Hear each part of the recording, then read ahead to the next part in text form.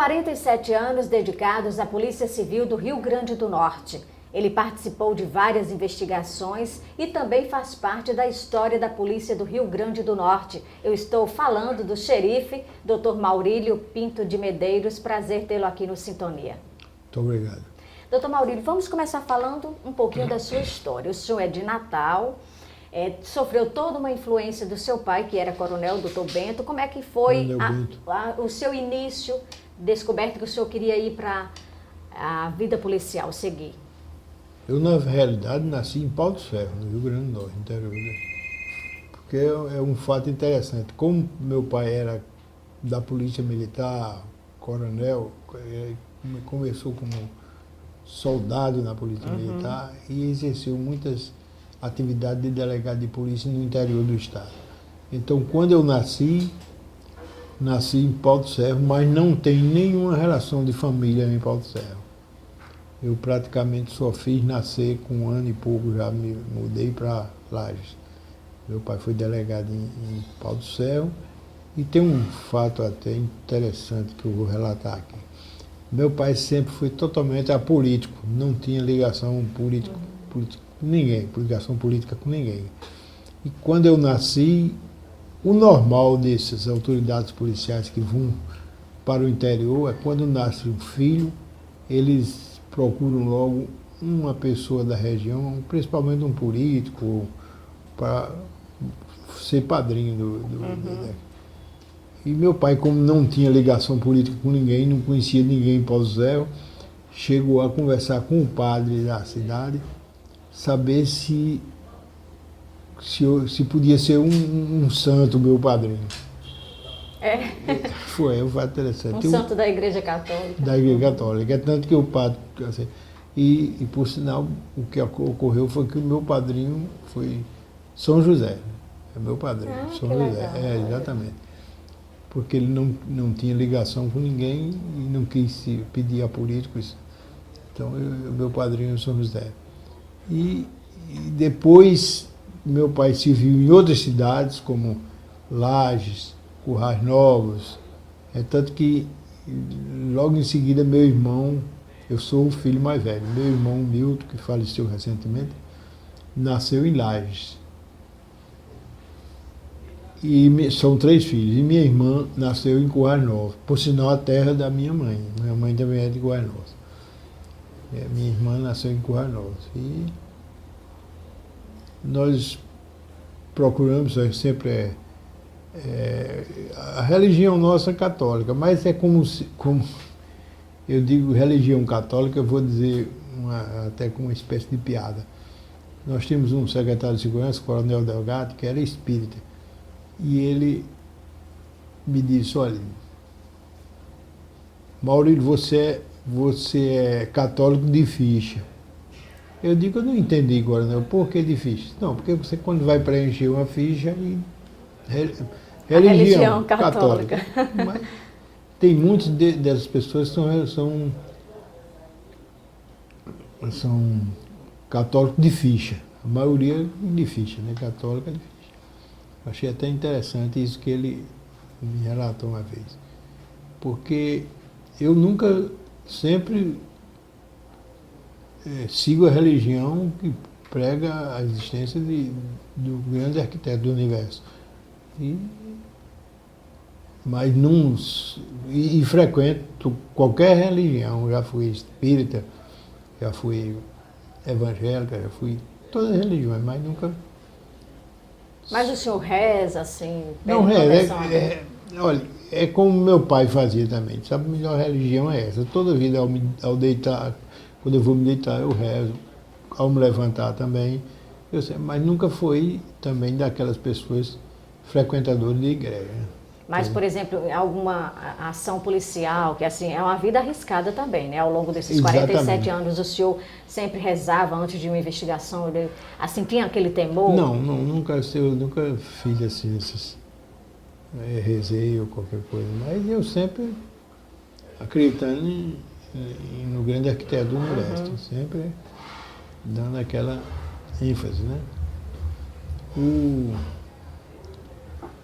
Em termos de religião, já que a gente está aqui à vontade, eu vou contar até uma passagem. Tinha uma rixa muito antiga em Alminafoz entre as famílias Maia e Moura. E os familiares de ambas as partes se matavam, né? E essas famílias se reuniram, os líderes, conversaram com o Padre Nunes aqui em Natal, o secretário de Segurança era do Cláudio Santos, e marcaram para fazer uma missa lá uma que chamava Missa da Paz. Eu fui lá para a Missa da Paz. Foi uma missa muito bonita, o Padre Nunes, como grande orador que fez uma missa muito bonita, e os familiares se abraçaram. E o fato é que de lá para cá, pelo menos ultimamente, eu nunca tinha ouvido falar mais entre as brigas dessas duas famílias, porque se matavam constantemente. E houve essa missa da paz e que encerrou. Depois da missa houve um almoço, eu participei do almoço também, com todos os familiares. Eu achei muito interessante isso aí. Agora, doutor Maurílio, então vamos começar falando qual foi o seu pai era, lógico, da carreira militar, mas qual foi a sua atração, o que é que o levou a escolher a carreira policial? Na verdade é o seguinte, eu até tinha assim, um interesse de ser um aviador. Quando era jovem? E para isso eu fui servir a aeronáutica, apesar de saber que muito dificilmente, depois quando eu estive lá, eu verifiquei que dificilmente, para ser um aviador, precisa um camarada fazer uma academia, enfim, é um problema muito sério. Mas eu já estava lá servindo como soldado da aeronáutica e terminei o meu período, apenas o período normal, e dei baixa, como se diz na gíria, né? Dei baixa. Assim que eu saí da aeronáutica, aliás, eu vou fazer uma ressalva. Antes de ir para a aeronáutica, antes mesmo, eu já atuava assim como, vamos dizer, como o auxiliar de polícia. Porque naquela época tinha auxiliar de polícia. E eu já fazia parte porque ajudava papai nessas investigações. Fazia diligência em Patu, dirigiu. Isso com que idade, doutor Maurílio? Antes de completar 18 anos, eu dirigi o carro da polícia com uma volante policial, fazendo as diligências no estado da Paraíba. Passava na Polícia Rodoviária Federal, mas eu de menor. E dirigindo. E dirigia o carro da polícia, uma infração totalmente. Mas fazia isso. Desde essa época eu comecei já também se interessar pela polícia, né? E participei de algumas diligências em Catolé do Rocha, principalmente, na Paraíba, né? E quando fui servir aeronáutica, quando saí da aeronáutica, aí voltei para trabalhar com o papai na Secretaria de Segurança como auxiliar de polícia. Depois, em 1964, 1º de julho de 64, eu fui nomeado, fui contratado pela Secretaria de Segurança Pública como motorista. Foi aí que eu comecei a minha função na polícia, em 1964, como motorista policial. Aí, depois, com o tempo, foi passando,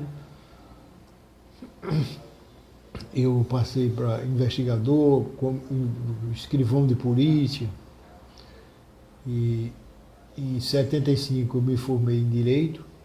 Aí assim que eu me formei, o coronel Veiga, que era o nosso secretário de Segurança, me designou como coordenador de polícia da capital. Na verdade, o coronel Veiga, que sempre foi um grande desportista, descobridor de muitos talentos, ele foi quem me lançou como autoridade policial, porque o policial já exigia mais como delegado mesmo. foi o Coronel Veiga, sem interferência de ninguém, nem de papai, nem de ninguém. Ele mesmo Por mérito próprio. me escolheu. Eu até tenho orgulho de dizer que as minhas funções que eu exerci na polícia nunca foram indicação políticas. Nunca foi, não foi indicação de nenhum político. A decisão do secretário de Segurança, no governo de Tarcísio Maia, eu fui designado. E de lá para cá, foi no dia 1º de março de 76, aí passei, isso aí é um recorde nacional, 21 anos exercendo praticamente a mesma atividade, apenas mudava de nome. Coordenador de polícia, diretor da polícia. Aí passei 21 anos, só fui exonerado dessa função, eu passei 21 anos, em 76, 87, no governo de Garibaldi Filho. Eu fui porque na época tinha umas acusações dizendo que eu era chefe dos Meninos de Ouro, né? Os policiais que trabalhavam comigo, eles denominaram Menino de Ouro. Só para a gente esclarecer, os Meninos de Ouro eram policiais que... Eram policiais que trabalhavam comigo. Exatamente. Então, mas eram policiais diferenciados que eles faziam as investigações? Por que Menino de Ouro? Não sei quem lançou esse nome, eu sei que botaram Menino de Ouro. Eu acredito que foi o pessoal dos direitos humanos, eu acredito, porque de direitos humanos, precisamente o Centro de Direitos Humanos e Memória Popular. E que eu sempre me dei muito bem com todos os órgãos de direitos humanos, mas esse Centro de Direitos Humanos e Memória Popular tinha uma marcação cerrada em mim. É tanto que eu fui fazer um curso, não foi provavelmente um curso, foi um estágio, uma viagem de estudo patrocinado pelos Companheiros das Américas. Eu fui ao estado do Maine, né? E lá, por uma deferência dos policiais, eu não fiz nada demais nos Estados Unidos, nem aqui para merecer, mas eles me deram uma carteira de xerife honorário. Eu tenho aqui a carteira de xerife honorário. Aí daí veio o nome de xerife. Né? Mas eles dos Centros de Direitos Humanos mandaram um ofício, que eu também tenho cópia desse ofício, para o governador do estado do Maine, Neide, pedindo a cassação dessa honraria, alegando que eu era chefe dos Meninos de Ouro, acusado de muitos crimes. Porque só para a gente voltar um pouquinho e entender, a questão dos Meninos de Ouro, eu lembro, por exemplo, na época eles eram temidos, assim, porque eles diziam assim, entravam para decidir, e decidir era matar, era isso? Eles sempre alegavam isso, né? Porque, inclusive, porque a gente era quem descobriu a maioria dos crimes ocorridos no Rio Grande do Norte era essa equipe que descobria. Tanto aqui como no interior, a gente descobria todos esses crimes. Mas eles inventaram essa história de Menino de Ouro e começaram a fazer essas propagandas, e o fato é que pegou mesmo a situação, a gente ficou numa situação difícil mesmo, porque era uma perseguição muito forte. E eu... Sim, aí era isso que eu ia dizer, por conta da minha exoneração do cargo em 1987. Foi 76 com 21, 87, né? 21 anos depois de exercer nesses cargos. O então ministro da Justiça, Nelson Jobim, já tinha solicitado ao governador Garibaldi a minha exoneração do cargo, do cargo em comissão, né? De chefe da polícia, dizendo que culminou com a morte do advogado Gilson Nogueira, lá em Macaíba. Eles alegavam que eu tinha participação. Aí, mas o governador sempre negava. Mas aí ele veio pessoalmente Aí eu acho que ficou mais difícil do governador negar. Ver pessoalmente, que o próprio Garibaldi, que é o governador Garibaldi, me disse lá, disse, olha, o ministro disse que a Polícia Federal ia apurar a morte dele.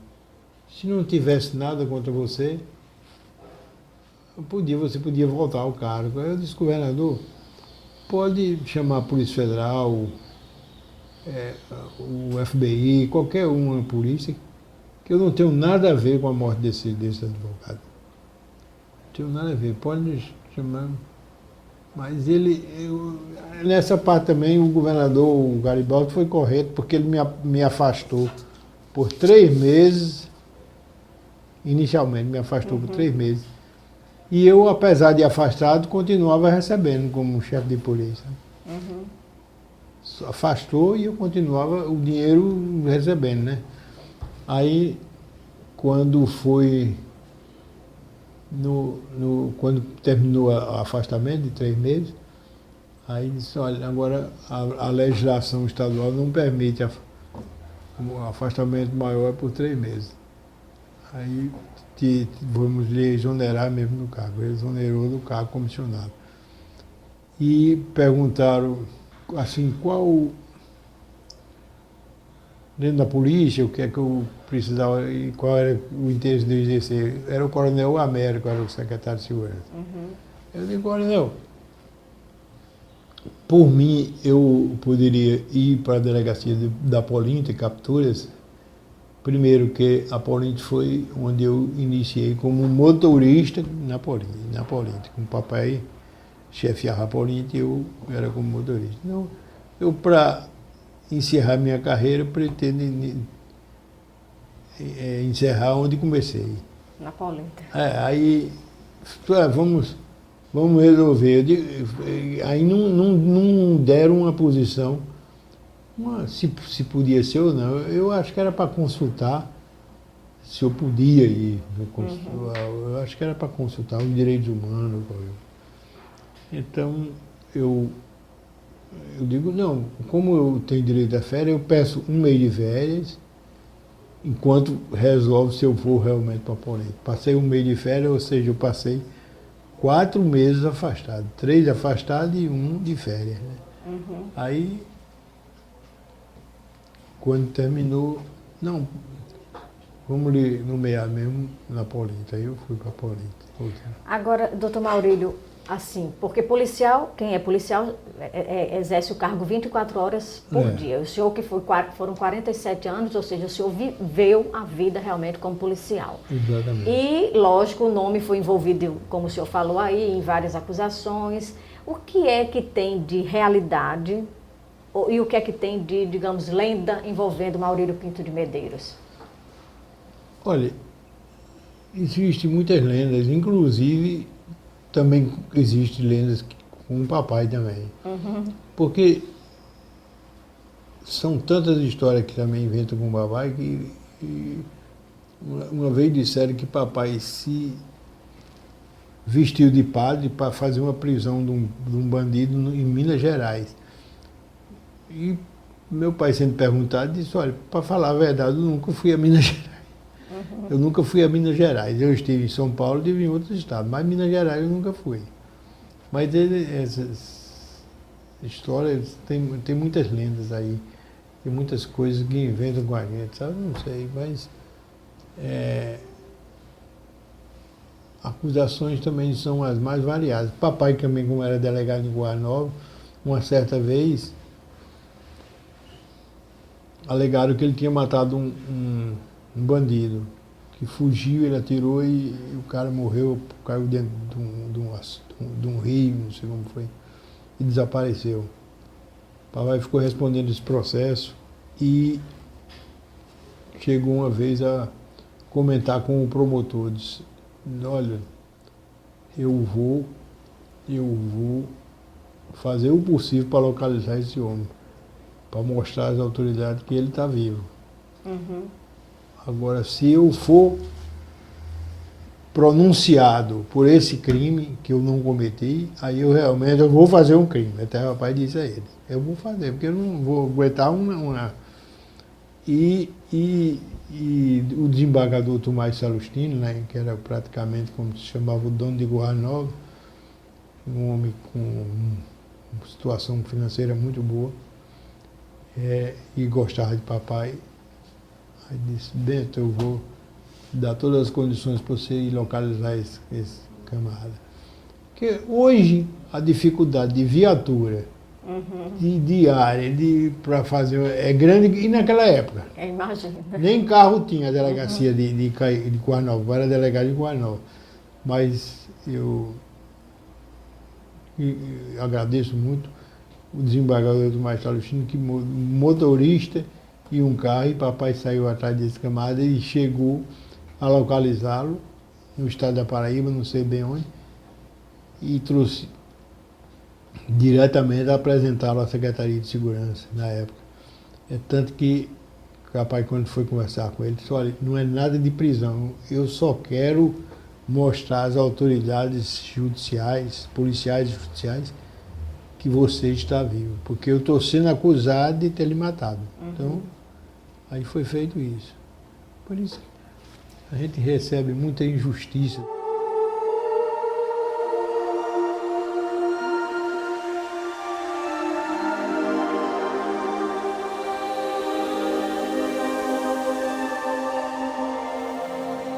Algum caso assim que marcou de crimes investigados? Eu sei que tem vários, né? Assim, crimes que chocaram o Rio Grande do Norte. Queria que o senhor lembrasse de alguns. Tem vários crimes. Um que eu nunca esqueci e não cheguei a elucidar foi a morte do bancário lá em Mossoró, Luiz Carlos Bessa. Eu fui designado para ir resolver esse caso e, no final, chegou aí a júri, como autor o mandante do crime, o médico que posteriormente veio ser assassinado pelos Carneiro, que era prefeito de Caraúbas. Esse médico foi prefeito de Caraúbas e foi assassinado pelos Carneiro, né? Ele, a mulher e o motorista e 2 seguranças. Foi muito... Foi numa emboscada. Né? Foi, muito comentado isso aí. E outros crimes, por exemplo, aquele do médico com a enfermeira também, eu acho que o senhor lembra, que foi Paulo Queixada, né? Foi, exatamente. Aquele ali foi um fato interessante. Aquele médico, por sinal, ele era primo de um cunhado meu. Primo de João Rodrigues, que morreu, faleceu recentemente, que era médico também, casado com minha irmã. O fato interessante é que eu fui interrogar o Paulo Queixada durante a noite, lá na delegacia. Ele negou o tempo todinho, mas eu vi que ele era o responsável. Aí tinha um jogo de futebol, eu sempre fui... Agora não, mas todo jogo eu assistia. Podia ser Riachuelo e Alecrim, Atlético, eu assistia. Aí eu fui assistir o jogo e deixei para depois continuar o interrogatório. Mas aí o delegado Carruso, colega meu, prosseguiu. E ele, o confessor, né? Confessou o crime, confessou. E eu depois fui também interrogá-lo, mas o mérito da confissão quem conseguiu foi Carruso. Então eu fiquei chocado demais como ele... Era frio? Frio. Ele disse, eu dei 2 tiros no médico? É porque ele usou um termozinho. Tratou o médico como um boneco e uma gata, um negócio assim. Mas com uma frieza impressionante. Eu digo, olha, por isso que eu digo, um familiar assistindo um depoimento desse não se conforma. Mas quais foram os bandidos mais perigosos que o senhor relata aqui do estado? Paulo Queixada foi um? Paulo Queixada é um dos caras muito perigosos que tem aqui. O estado teve uns pistoleiros famosos aqui. Teve Aurino Suassuna, Mainha e Delfonso Maia Cunha. Antônio Letreiro, eu considero talvez o mais famoso o Antônio Letreiro, o Edmar Nunes Leitão, que matou o Carlinhos Dantas em Caicó, que matou deputado em Sergipe, fez muitos crimes. E Delfonso Maia Cunha. Eu mesmo fiz inquérito em São Miguel, consegui uns 5 mandados de prisão contra ele nos crimes. Inclusive, ele foi condenado pela morte do pistoleiro Joca de Sininha. Joca de Sininha era outro pistoleiro. E o Mainha participou desse crime e foi condenado. Ele foi condenado. Qual a sensação de um delegado, assim, com vários meses, até vários anos de investigação, procurando, e quando prende, por exemplo, um bandido perigoso, qual é a sensação? Tem um secretário aí que diz uma frase que eu também vou dizer. É como se chegasse ao orgasmo, sinceramente. Eu fico tão...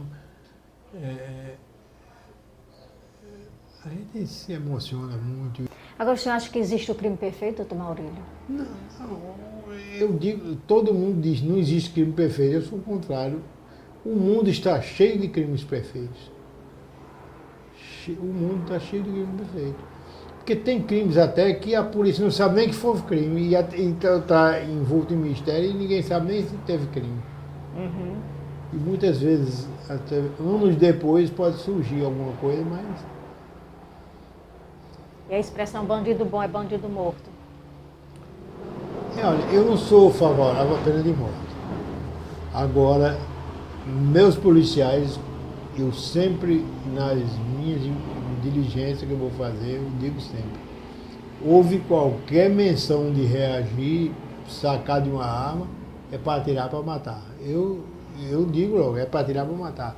Esse negócio de atirar no revólver, na arma, isso é para bang-bang americano. Não é que o xerife atira o bandido saca a arma, o xerife é mais rápido e atira.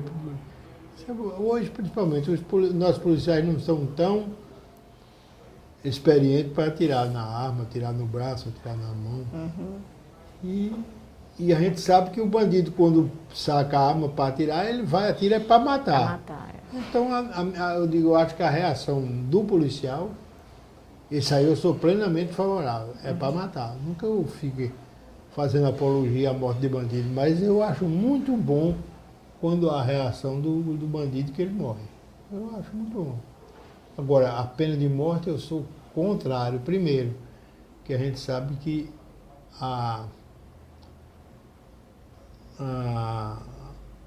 os meios de descobrir os crimes sempre existe falha. Então, havendo uma falha num caso desse, quer dizer, uma pessoa sendo executada.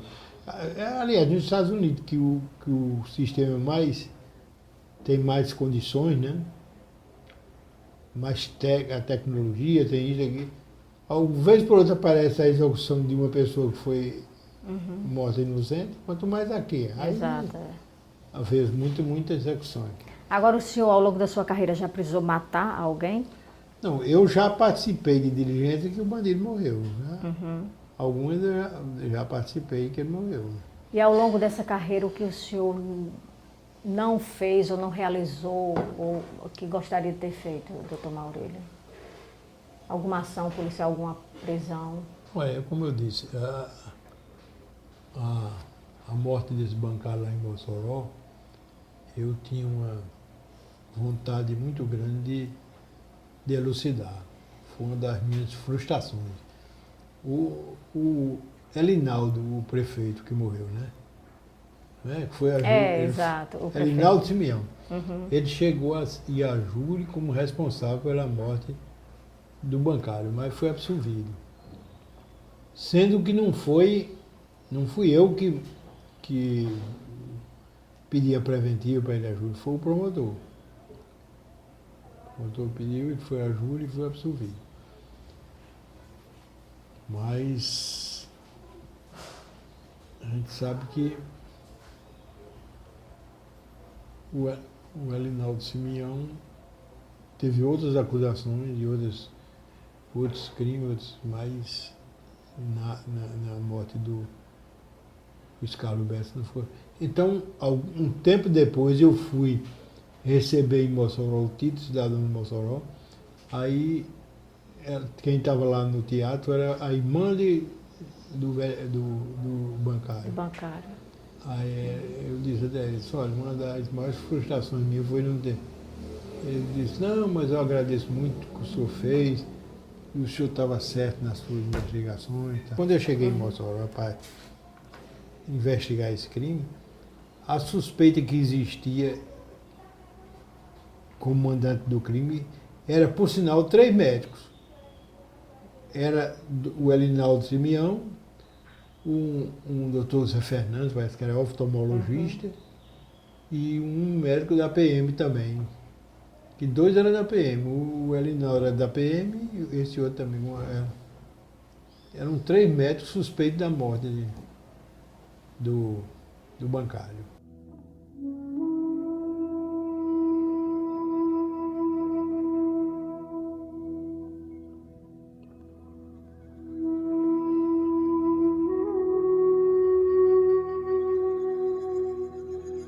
Hoje o senhor está aposentado, a gente está aqui no escritório da casa do Dr. Maurílio, assim, apesar de aposentado, mas todas todas as características ainda continuam, o senhor assim ainda vive aquela vida de policial. Eu lembro quando eu cheguei aqui, o senhor perguntou, prenderam Rivotril, ou seja, nunca se desvencilha, o senhor sempre acompanha os casos?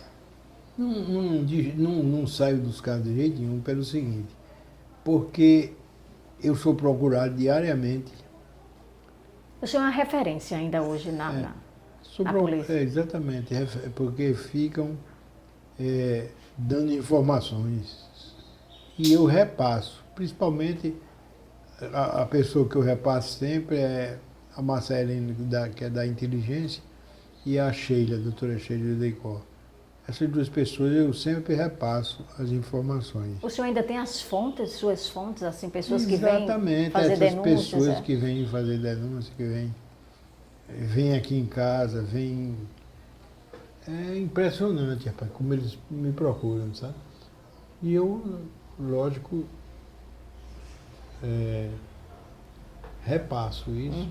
E muitos crimes têm sido elucidados aí por informações passadas por mim. Graças a Deus eu continuo colaborando com a elucidação de alguns crimes aqui no estado. E essas comendas, essas homenagens, o senhor gostaria de destacar? Realmente tenho. Eu tenho muito também, título de cidadão das cidades, né? Eu sou, porque agora querem me dar o de João Câmara. O último que eu recebi foi de Nídia Floresta, né? Eu tenho alguns livros aqui, eu nunca li um livro todinho, por incrível que pareça. Mas tem algum, esse Autópsia do Medo, Percival de Souza, aquele jornalista, né? Eu vou dizer, eu recebi de presente de um major do Exército, ele me deu de presente esse livro, porque ele sabia também que muitas pessoas aqui eu convivi pessoalmente. A Autópsia do Medo é sobre o quê? É a morte do delegado Fleury. Sim. Sérgio Fleury. Porque até hoje, foi em plena época de Revolução, eu ainda acho que isso aí houve um esquema. Apesar, ele estava num iate, a família estava também, mas é um negócio estranho. O delegado-geral de São Paulo não permitiu fazer autópsia, né? E a família concordou. Mas eu acho que tem alguma coisa por trás, porque ele era muito marcado. Aqui a gente também teve no Rio Grande do Norte um caso famoso, a história de Mão Branca. Existiu realmente, doutor Maurílio? Quem era Mão Branca? Mão Branca era um justiceiro que tinha aqui. Agora, muitos dizem que era da polícia, não sei. Mas eu sei que era um justiceiro, porque realmente só matava bandidos conhecidos, e antes de morrer eles anunciavam que iam matar fulano de tal. E muitos dele, eu vi muitos dele recolhidos lá na delegacia de roubos e furto, aí abri a porta para ele ir embora, eu disse, não, eu prefiro ficar aqui. Com medo de Mão Branca. Não saía de jeito nenhum, ficava no... Aí hoje o senhor está aqui aposentado, teve um problema de saúde, né? Bom. Como é que tá? Não, eu estou me recuperando, apesar de estou fazendo pilates, estou fazendo Fisioterapia. hidroginástica, né? Estou fazendo, O mas senhor teve um AVC, né? Foi. Há quanto tempo? foi há 13 anos. Há 13 anos. Aí, nesse período, eu passei um ano afastado. Aí eu voltei, depois de um ano, então foi mesmo nesse período das crianças que eu estava afastado, passei um ano afastado. Aí, depois voltei a trabalhar. E hoje o senhor apenas acompanha os casos, lê. O que é que o senhor faz hoje do dia a dia, doutor Maurílio? Não, eu estou apenas fazendo, e vez por outra dando uma lida nesses livros que tem aí. E esse livro aqui É esse aqui. é de um amigo meu, um delegado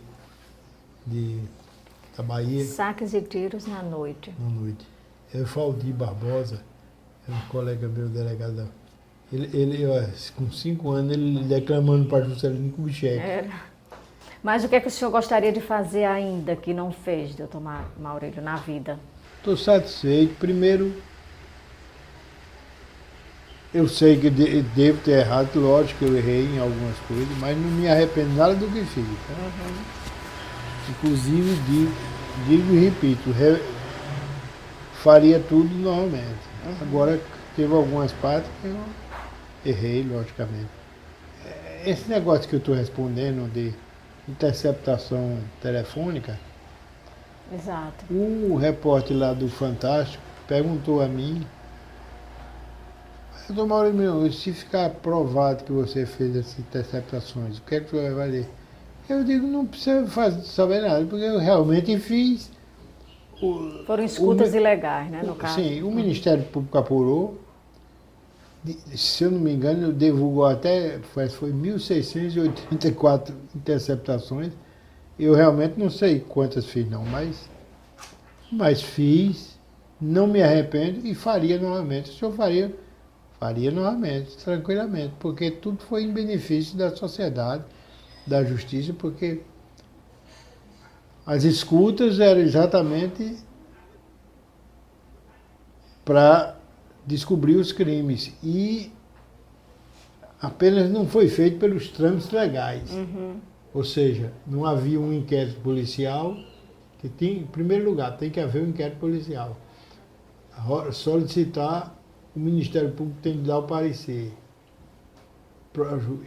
Todo esse protocolo. E o meu era simplificado. Eu tinha acesso direto com o juiz Carlos Adel. Ele dizia assim: Maurílio, pode mandar direto para mim que eu autorizo. Quer dizer,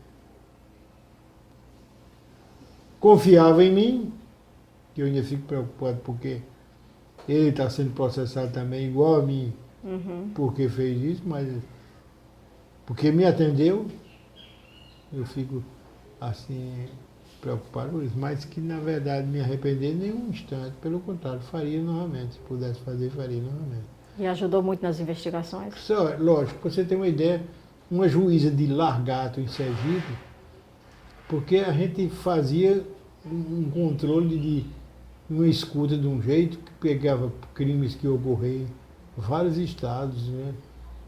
E bandidos que mandavam droga de São Paulo, a gente pegava. Lá, o presídio, lá, o cabo do presídio mandando, e a gente escutava tudo. Aí não tinha inquérito policial, porque ninguém sabia o que ele ia fazer, mandava, entendeu? Aí a juíza perguntou por que eu fiz essa escuta para saber os...